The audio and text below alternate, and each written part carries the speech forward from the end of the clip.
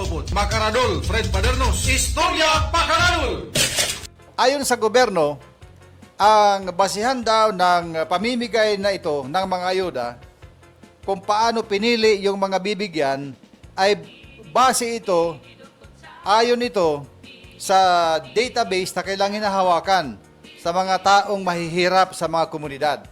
Sa pamamagitan nito ng tinatawag na CBMS o yung tinatawag na Community-Based Monitoring System. Ito yung may mga nagpupunta sa mga bahay na nagtatanong sa mga kada member ng bahay, magkanong sweldo mo, anong trabaho mo, oo, mga ganyan, magkanong kinikita mo, sa bang bahay na ito, nag-uupa ka ba, mga ganon, magkanong gasto mo kuryente, tubig, internet, load, mga ganon, na mga tanong, ilan ang pinag-aaral mo, ilan ang nag-aaral, ilan ang graduate, ilan ang anak mo, anong edad ang mga anak mo, mga ganon na mga tanong, anong educational attainment mo, anong natapos mo, mga ganon ang tanong dyan sa CBMS na yan, Community-Based Monitoring Program. At yung kanilang mga yung kanilang mga data na nakukuha dyan, ibinabangko yan, may database, tawag dyan, database, na kung saan doon nila ibinabangko ang mga impormasyon na yan, na pagdating sa pagdidisenyo ng gobyerno ng kanilang mga program, kagaya nito na sila namimigay ng ayuda, doon nila kinukuha kung sino ang mga bibigyan ng mga Pilipino. Isa yon. Pangalawa, ang DSWD ay meron din silang tinatawag na listahan or social registry. May sarili silang kanilang listahan, survey, na doon din nagiging basis ng kanilang pamimigay ng ayuda sa nakikita nila na mga tao, pamilya, na dapat bigyan. Abay siguro kailangan itong dalawang ito ay mag-usap. Kaninong database ba ang susundin?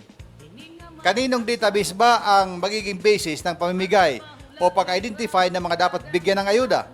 Yung database ba na mula sa CBMS na ang mga nagsusurvey ay laging nagmamadali? Nandyan sa pintuan, ang init-init, nasa labas ng gate ng pintuan, paspasan ang tanong,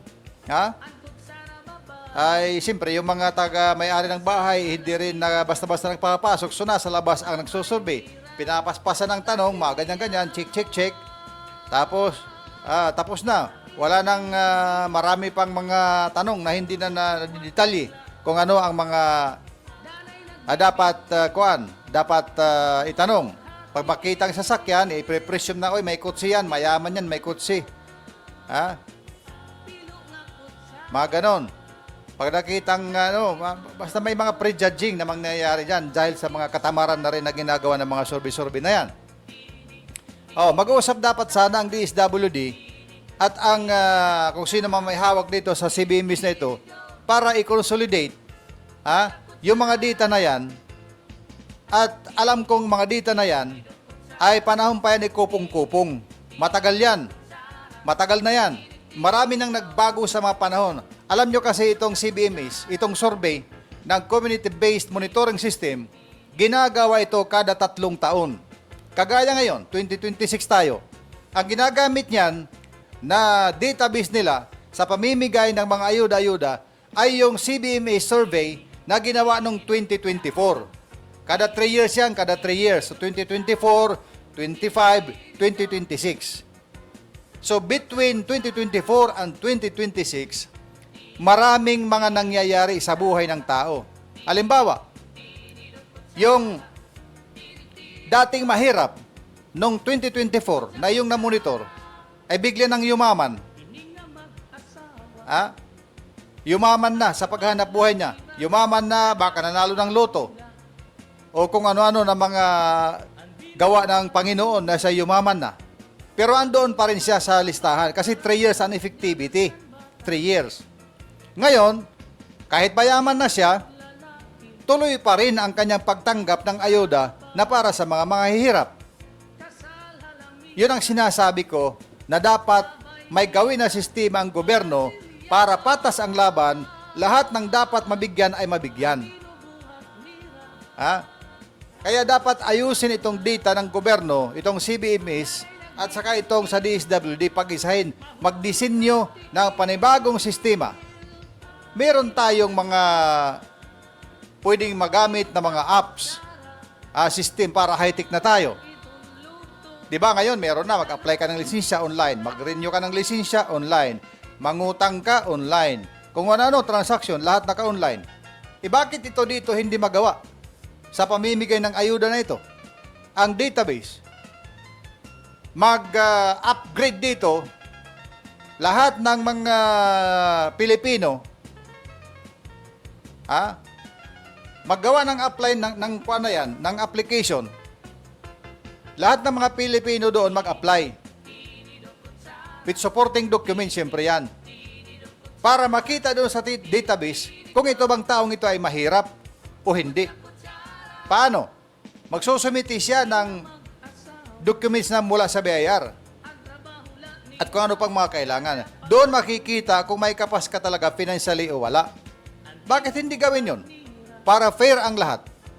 Kasi ang nangyayari sa mga reklamo na aking narinig dito sa komunidad, ay nandyan pa rin, nakakabit dyan ang palakasan system at kapit-kapit system. Pagkakaibigan ka ni Kapitan, pagkabutanti ka ni Kapitan, pagka ikay ay supporter ni Kapitan, kayo-kayo na lang lagi ang nababahagian, kayo-kayo na lang lagi ang mga lista na binibigay doon para kayo ay mabigyan. Kayo lagi ang ini-endorso ng Kapitan, nung barangay, para kayo ay mabigyan. Kayo na lang lagi na lang kayo. The same group of people. Dito sa 4Ps, sila rin. Sa Walang Gutom program, sila rin. Sa AX, sila pa rin.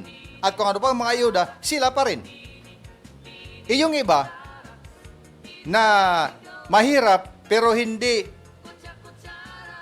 supporter ng Kapitan, pero hindi kaibigan ng Kapitan, hindi ka mag-anak ni Kagawad, hindi ka mag-anak ni Kapitan, wala, hindi nakakatanggap. So, nasaan ang patas dito? Ang disenyong itong programa ay dinisenyo ang programang ito para sa lahat ng Pilipino.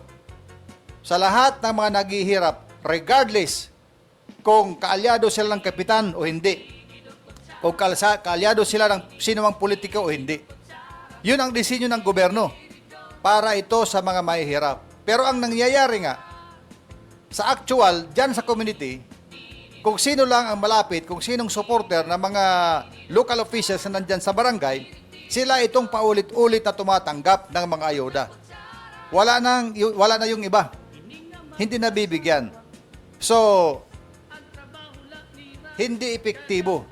Masasabi ba natin na effective itong programang ito? Na natutumbok talaga itong mga mahihirap na dapat bigyan? Hindi lahat ng mga nakakutsi ay mayaman. Baka nakikita mo makakutsi yan, ipinahiram lang sa kanya. Diba? Pero hindi rin lahat ng naglalakad ay mahihirap. Ang iba dyan, hindi lang marunong mag-drive ng kanyang sasakyan, kaya siya maglalakad o magkukommute.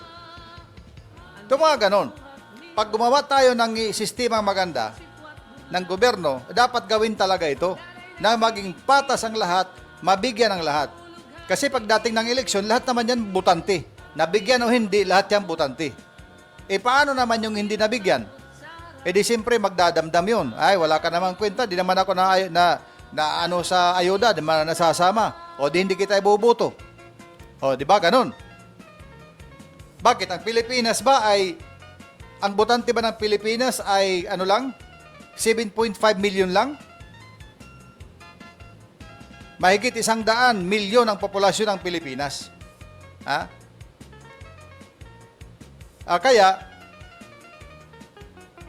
mahirap man yan, near poor, or low income, o kung ano pa dyan, dapat ang mga middle class yung kasama din dyan. Naghihirap din sila. May determining factor sana na baguhin para makita ang income ng mga pamilya ng bawat Pilipino kung sino ba talaga ang dapat mabigyan ng ayuda.